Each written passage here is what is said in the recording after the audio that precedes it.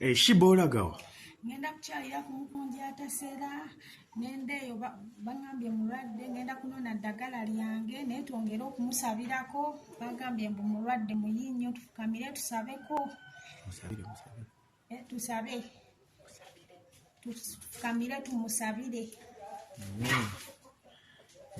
Tugenda laba ku mukunja bannaye tugenda laba ku mukunja batugenda mulwadde naye bannaye tweyongere okumusabirako bambi Mukama amuwonye Mukama amusuuse. Twagala genda na Shiba kumulabako Shiba amulabeko amusabireko tukkiriza nga Katonda ajja kumuwonya. Tewali mbeera ya lubeerera teri mbeera ya lubeerera. Bantu bayise mu bizibu ebingi ebyenkanawa naye ate Katonda sitiru asigala akyali ku sayidi yaabwe. Ne woolaba nga alemerereddwawo Katonda abeerawo okuwanika omukono gwe okununula. Njagala tutwale buli ssaala tusabireko ku mukunja atasera essaala. Kitafale mu ggulu erinnya tusibwe obwakabaka obujje byagala okukola mu nsi nga bikola mu ggulu. Otuume yaffe yaleero otusonyiwe bano yaffe nga osinga watono totwala mukemebwa naye tunenye mu bikubanga obwakabaka n'obuyinza n'ekitiibwa ebyo emirembe n'emirembe. Amen. Ekisa kya Mukama waffe Yesu Kristo n'okwagala kwa Katonda kusa ekimu eky'omuntu byonna ffe ffenna emirembe ekitagwa. Amen. Maze omusabirako nange kangatiriza okwo. Katonda ow'amaanyi Katonda ow'ekisa Katonda omukulu Katonda omuyinza wa buli kintu kyonna tugatta emikono gyaffe okusabira mukunja yonna yonna gy'ali mu mbeera gy'ayitamu. Ffe tetumanyi ky'ayitamu Mukama naye gwe gwakimanyi. Leka omujajinge olw'omutima omulungi era olw'ebikolwa bye ebirungi Mukama. Leka omusana gwo gumwakire era mumulisize omuwonye. Gwali eyo njagala neegatteko gatta emikono gyo.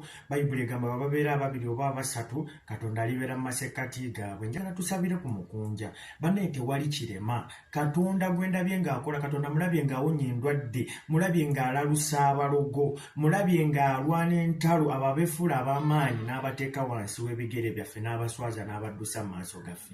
Njagala gwandaba oba mpuliriza ogatte emikono gyo n'emmeeme eyo tusabire ku mukunja. Katonda ow'ekisa Katonda ow'amaanyi Mukama nzija mu maaso go ku lw'obulamu bwa Ssempijja Ddaani Mukama. Nze simumanyi nnyo naye gwe Katonda akebera emitima omumanyi.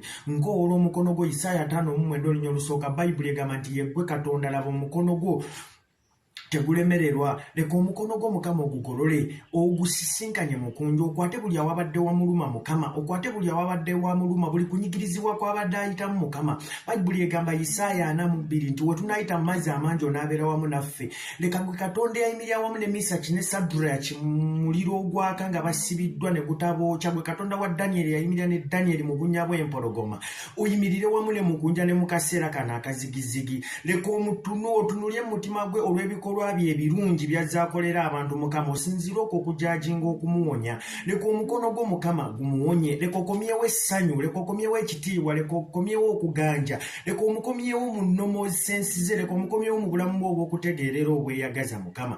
Leka omukono gwo Mukama nsabidde omusajja oyo Mukama leka omusinkane leka omuwonye leka omukolere ebyekisa Katonda wange nga by'azaakolera abalala ebyekisa Mukama. Leka naawe omukolere ebyekisa Mukama. Muviireyo Mukama musanyuse leka omusana gwo gumwakire Mukama. Musumulule Katonda ow'ekisa ekingi gwe Katonda atalemererwangako atalemwa lutalo balabe be baswaze mu maaso ge bateke wansi w'ebigere bye. Bayibuli egamba laba omubi adduka nga tewali amugoba. Leka omubi yenna yenna abadde yeegulumiza mu bulamu bwe Mukama omugobe malayika wa Mukama ng'akutte n'omuggo malayika wa Mukama ng'akutte n'effumu. Leka ekkubo lye libeere obuseerezi abo abamukola obubi abamukola obukyamu Mukama bagolokokereko. Leka abakoma ku ye Mukama babe nga bakomye ku mmunye ya liiso lyo. Leka abalwana naye Mukama babe nga balwana naawe Mukama. Leka omukono gwo gumulwanire era gumuwanguze mu linnya lya Yesu Omwana wa Katonda omulamu. Ye gwe Katonda atalemererwa ye gwe Katonda atalemererwa lutalo ki lwe wali ogenza okulwana Mukama n'owangulwa towangulwangako era gw'odda na buwanguzi. Gwe Katonda eyalwanira abaana ba Isirayiri gwe Katonda eyayawuza ennyanja abaana ba Isirayiri ne bayitamu. Leka oyawuze buli nnyanja yonna ey'ebizibu ey'obulwadde ebadde mu bulamu bw'omukunja atasera. Agenda kubeera omusajja ow'emirembe agenda kuba omusajja ow'obulamu obweyagaza Mukama.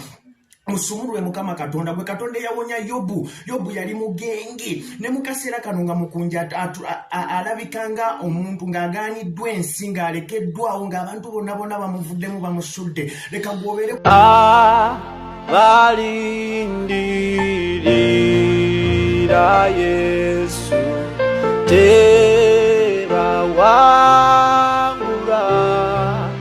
tebawangula ensi nebweba ngekaye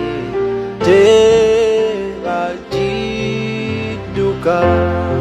Linda Yesu, linda Yesu, linda Yesu, alina amanyi akakola ki agayamba abakoye. Linda Yesu oyo. Export TV to the world.